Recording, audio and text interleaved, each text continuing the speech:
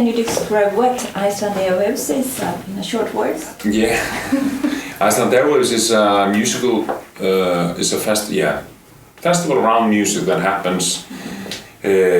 Now we're in the beginning of November. It used to be the third weekend of October and has been going on here in Reykjavik since 1999. We build on our goals. We divide them in three. Firstly, we wanna have great festival worldwide, that it's noticed worldwide for being excellent. And then, that's one of our goals. Okay. The second goal, we want to export Icelandic music. Okay. That's really important to us.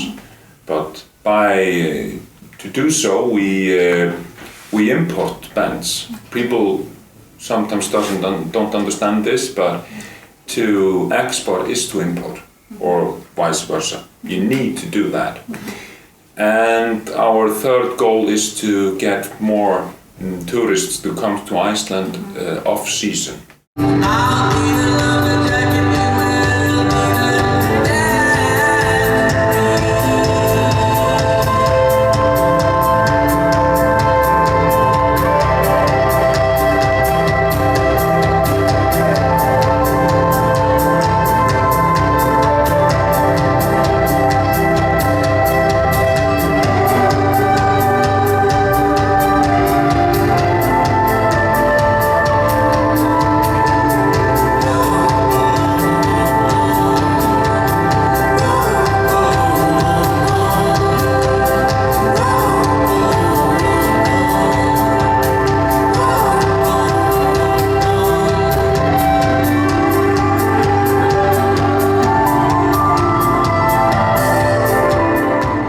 How do you see the development of this festival, and how did it have any impact on the music scene over here? I think it has had a big impact. It has been a very, very important event for Icelandic music, and of course it has developed from being this interesting event that took place close to the Reykjavik airport, and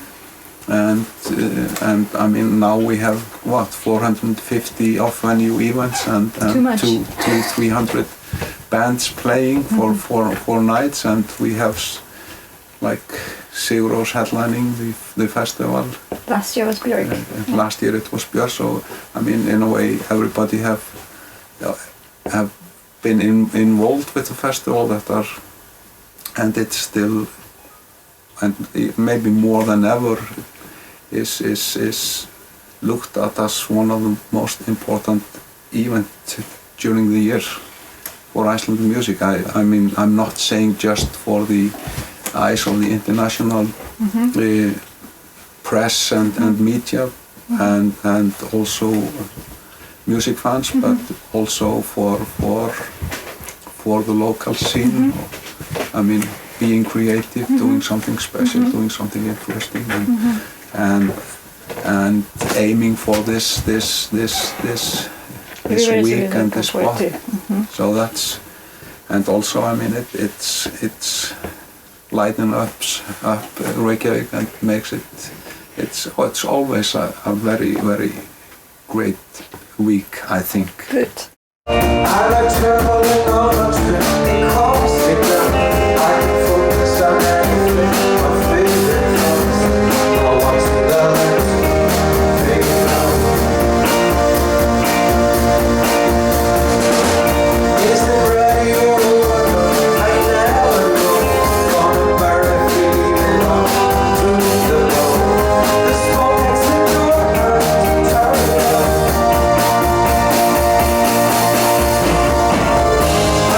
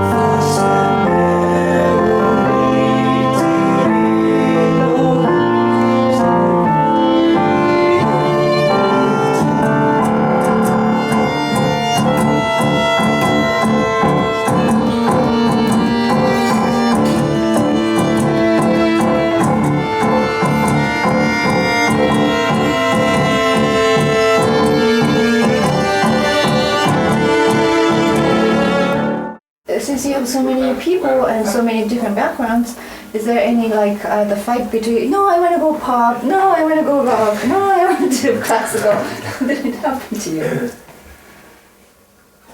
No, not really. I guess it often sort of depends on the songs that we're writing.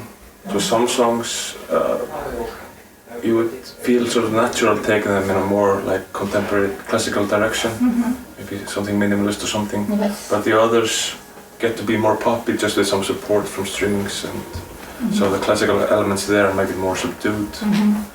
But I guess it happens very naturally, and we always decide together just which direction we want to go into.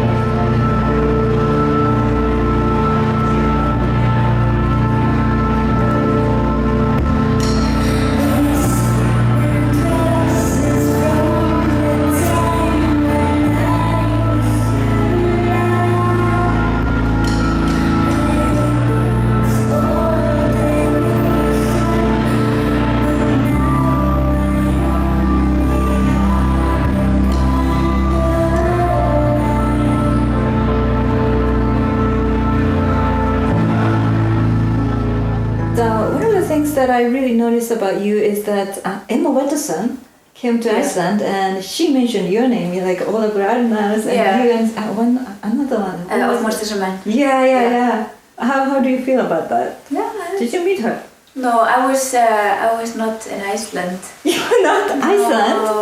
Oh, okay. But here, my boyfriend, he works in a bookshop, and she came and like she bought some magazine from him, and that was before she said this, I think. So a few days after, she like tweeted this, and then of course the day after, Ólafur had a dinner with her and stuff. But I don't know what that would like be.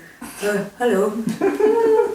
You know, I don't know how to talk to people like that. Okay, but I thought that was kind of nice. Yeah, it's really nice. Everybody knows your name now and trying to find out who Sola is musically, so that's very good for you. Yeah, I think it's good for me. Yeah, go Emma. She's nice. Yeah. All bands were trying to, you know, just bring and what I really like when people who are maybe contacting me and they're asking, can you listen to this? And I really want to spread the love, you know, though I don't maybe like everything. I just like that everyone is just pushing themselves and they're just trying because they can see that it's possible. I mean, of course it costs money to go abroad, you know, if you live in Iceland, you can't really live on music here, you know. It's too small. It's too small. You always play for the same audience and you never get paid for playing at like factory or, you know, and so, you know, you can go abroad, it costs money, but I think if Björk is here, Sigur's mom, you know, and we're all like in this kind of stare, then you can always look at, you know, the top. Yeah, you can look at like who is touring and how can they do it, and then you maybe send like a message like or email, hey, how, like, do you have any contacts, like, can you help me out, how do you do this, and you know, because it's really, I couldn't do it. I mean, I have help. I mean, I have a record company and, you know, I couldn't do it on my own. But I know that bands are like trying to book whole tours on their own, and I'm like, wow, I know. you're great, you know. Really. So like, just for trying, you know, though they won't get paid. So I just say go on and keep on.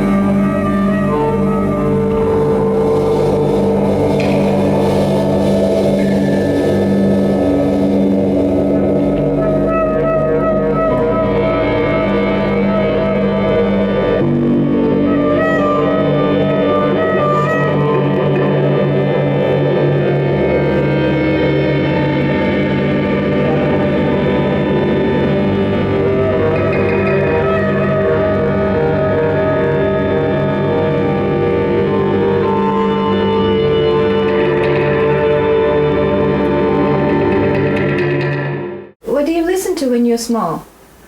I think Björk was my first musical love, yeah. Which album can you do? Probably Debut, yeah. Debut? Yeah. I don't know, I think it was 6 when I started listening to it. Oh, wow. But I have an older sister, so okay, that's fine. Yeah. Okay. Yeah, it was Björk, Radiohead, a lot of... OK Computer changed a lot for me. And Aphex Twin and all that kind of stuff. Okay. But then you were in the band with Jonsi also. Yeah. How did it happen? I don't really know. You don't really know? No. Okay. It's just a friend of a friend thing. Yeah, and they asked me to play electric bass over the recordings before the album was finished. But I think they didn't really need the electric bass. They were just trying to hear if I could play. And then after that, they didn't use the recordings, but they asked me if I wanted to. It's White Mountain, released in 2013 February by Western Vinyl. I've been working on it for the past 3 years. I don't know much to say about it, except that it's new music. I'll be playing it on Wednesday at Airwaves. Yeah.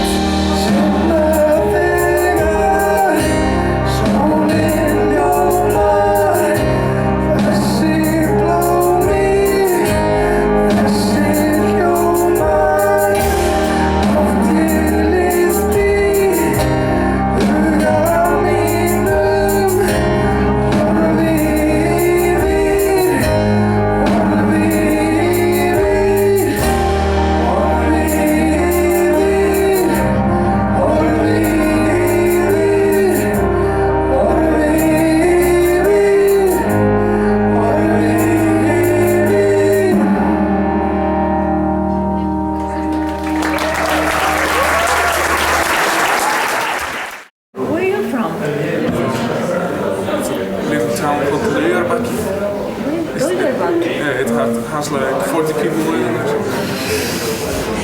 Is it a fishing village? No, it's just Paki is like more like a farm, probably. yeah. I see. So how do you like moving over here? You moved over here, right? Yeah, I moved over here when I started school. I didn't like it at first because it's so big Oh no, it's nothing. compared to the town I'm in. So, but it's really great now. I've been here for a few years. How do you like being in the member of like Icelandic music community? Because you know everybody's doing the band, and it seems like it's a good environment to be. Yeah, it's really nice. I just came, as I said before, just a few months ago. I had never been in this music business or whatever. Just you get to know all of the musicians in Iceland just so a short period of time. It's great.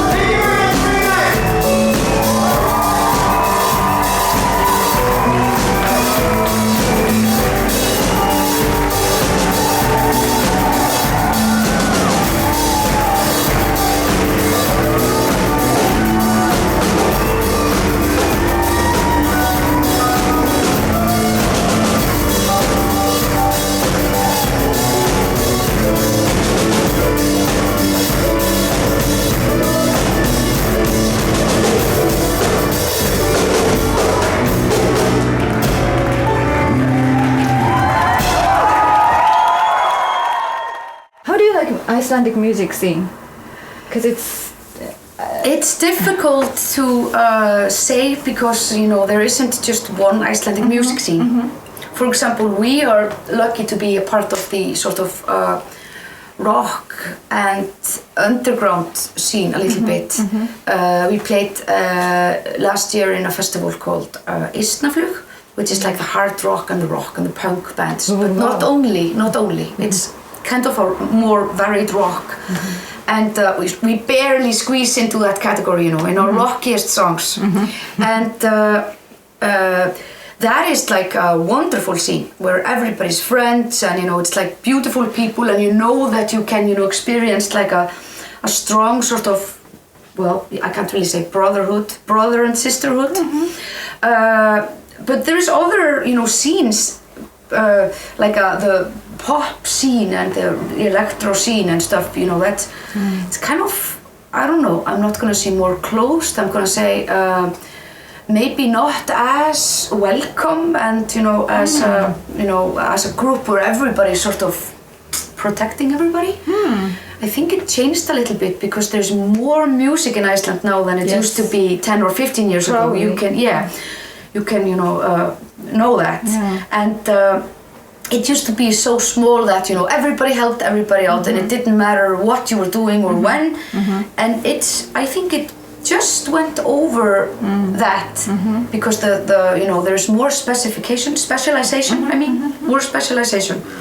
So now not everybody belongs in the same. One same. Okay. Well, I see more and more foreigner coming in from here, moving over here to perform as a musician.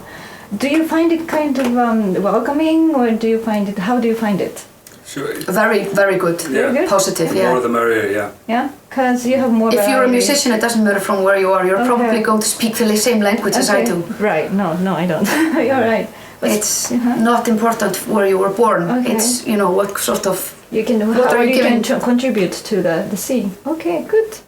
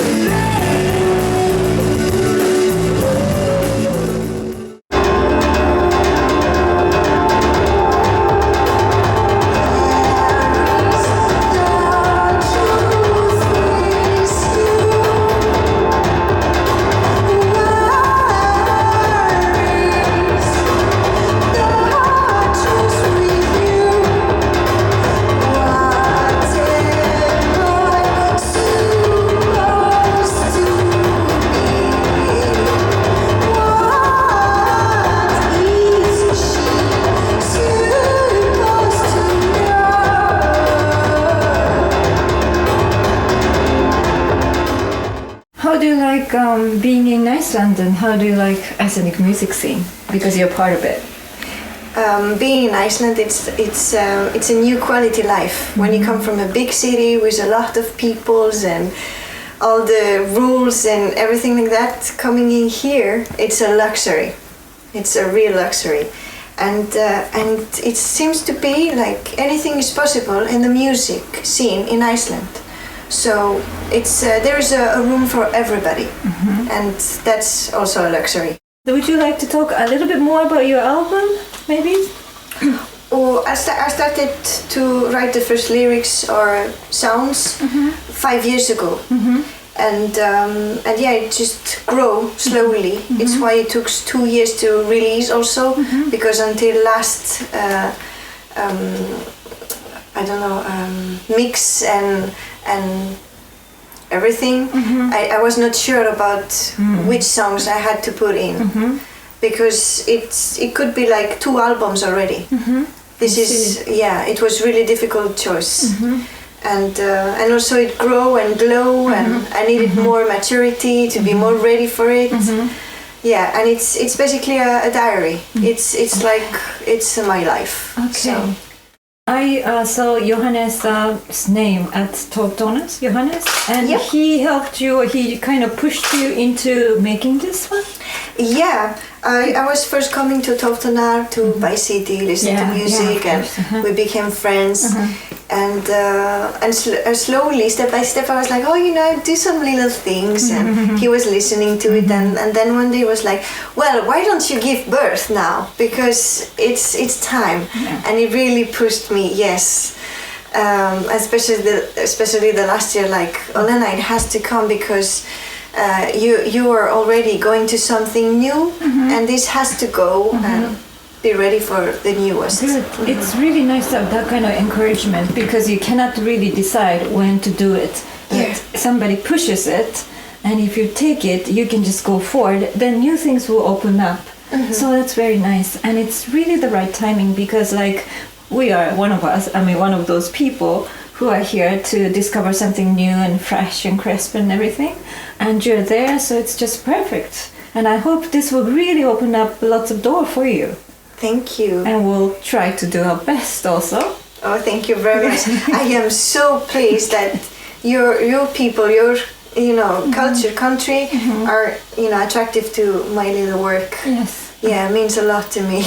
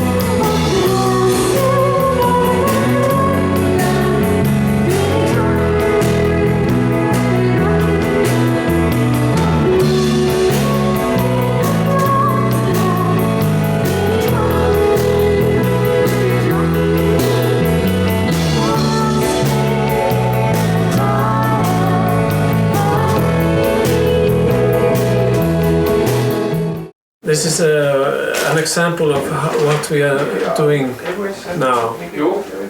We like to do we like to plan ahead. 6 years ago. Well, yes. So this is taken 5-6 years ago. No, 5 or 6 years. Excuse me. And this is Rímur. It's the oldest form of music in Iceland. This is normally done reciting in special ways poetry. And this is our foremost recitalist. His name is Steindór Andersen. And this is Hilmar Örn. He makes the music. So what we're trying to do here, we've picked his favorite rhymes.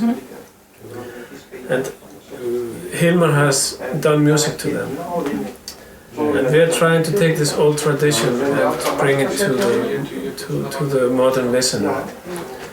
And they have been working on similar projects with Sigurós. They did this, what you call it? Odin's magic. Yeah, Hrafnagaldur Odins. They did this 10 years ago. And this is similar, quite similar.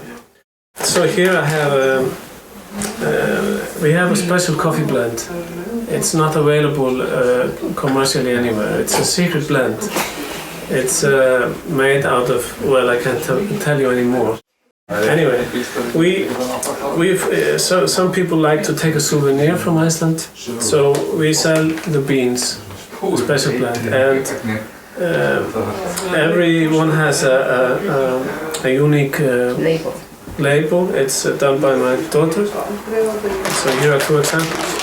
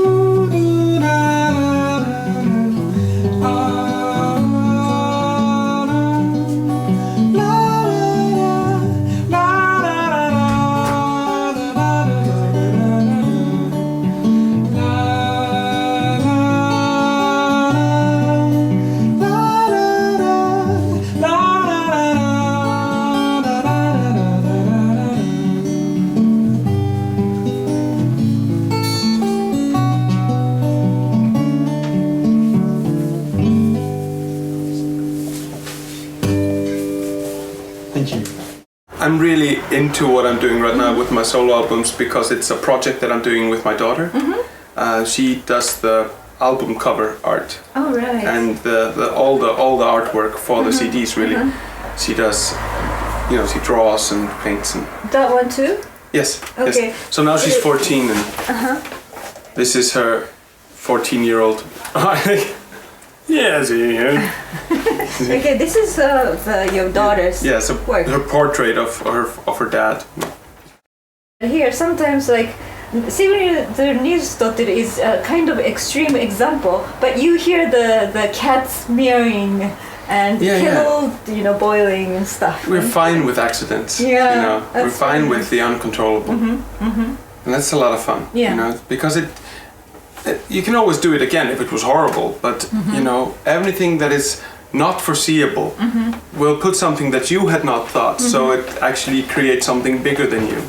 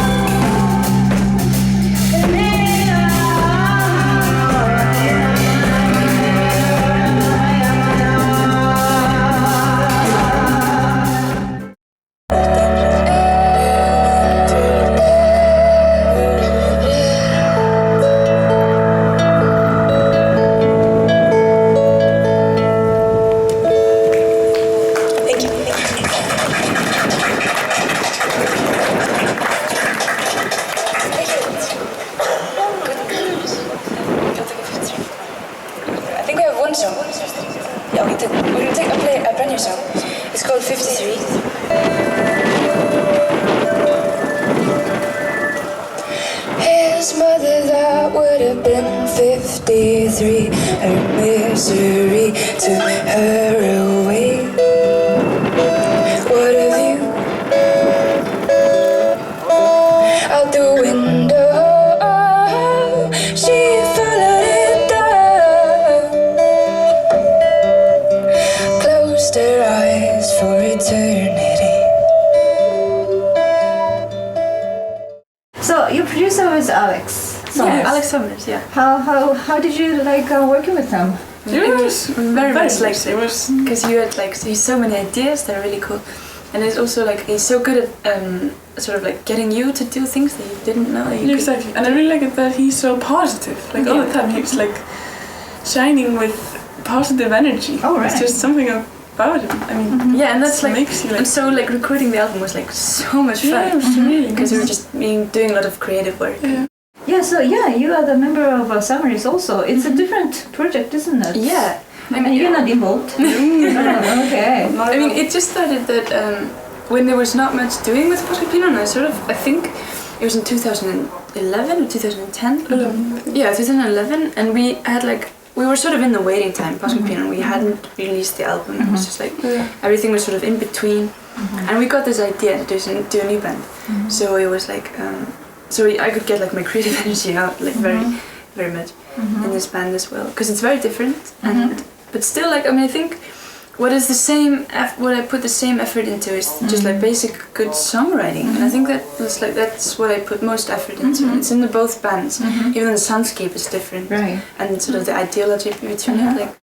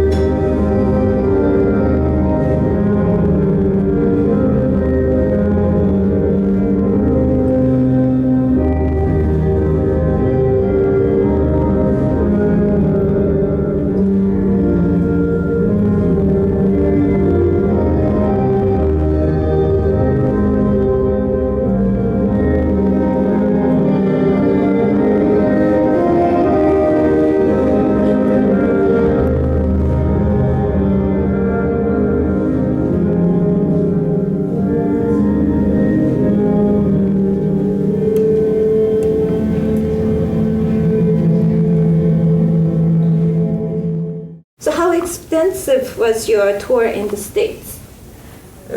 Pretty expensive. Extensive. Extensive? Oh yeah. It was how long? Yeah, how long was that? Well, we've done a couple. What scale? So basically it's usually just maybe 6 weeks at a time. And yeah, it's basically just 6 weeks, and then we go maybe to Europe for another couple of weeks. Then we go home and start make a horror video. Við erum að tala spurningarna. Okay. And then so it's usually just 6 weeks. Okay. And you took Sole with you. Yeah. Who made the decision and how it came about? Well, we like our music, so and we want to take Icelandic artists with us. Like we've taken Laylo before, a couple of times, and we're taking Movies on with us next time. Oh right, Moogie, all right. Yeah. Yeah, So we're gonna keep on doing that. All right. It's fun for us to have someone that we know. Yes. And, and I also like just showcase Icelandic music if we have the opportunity to bring someone. We want to do that. So can Kenndi mér svo margt, svo lífið fallega svart. Smá snert af rugli allt sem þú þarft. Ástin bara hjartaskall.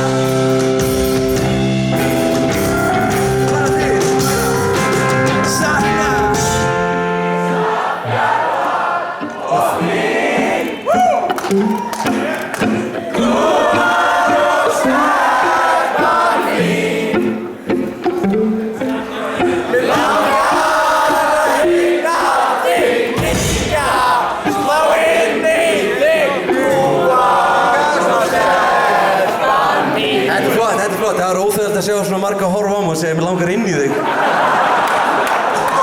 Takk fyrir kærlega fyrir.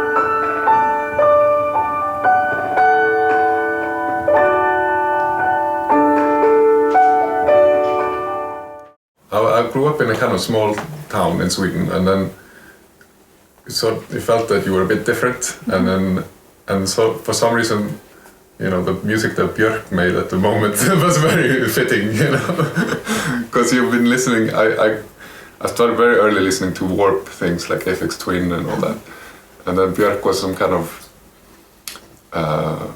mix between this pop and this warp with yeah. And maybe you can talk a little bit more about your album and my album, about it. Okay. Yeah, it's I guess there were songs that I started writing already in 2009, and then I tried to make this album kind of diverse and incorporate all the styles I like. And I was working a lot with Paul Evans, and I was playing violin, and I mixed and mastered it all myself, just in my bedroom. But I did get some help from Paul, from Paul and Alex also. Yeah, Alex helped you with that. Yeah, I got to listen, his studio just to see how it sounds in a good system too. Good. So, but the new album that I'm working on now, it's more one style that I'm focusing on instead. So this is more very diverse, I think. Okay.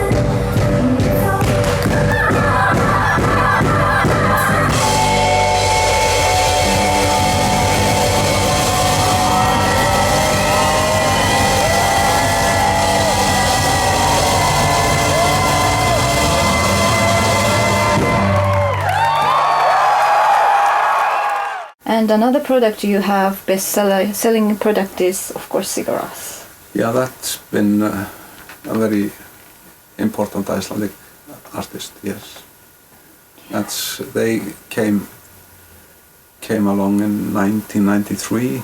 So next year it will be their 20th anniversary, you know, and they have as well been doing a lot of important records for Icelandic music, and I mean, as you know, then many are very favorable towards Ágætisbyrjun. That was kind of their breakthrough record. Came out just before the millennium. Yes. And now we are going to have the first concert here in Reykjavik in 4 years, which is I'm looking very much forward to.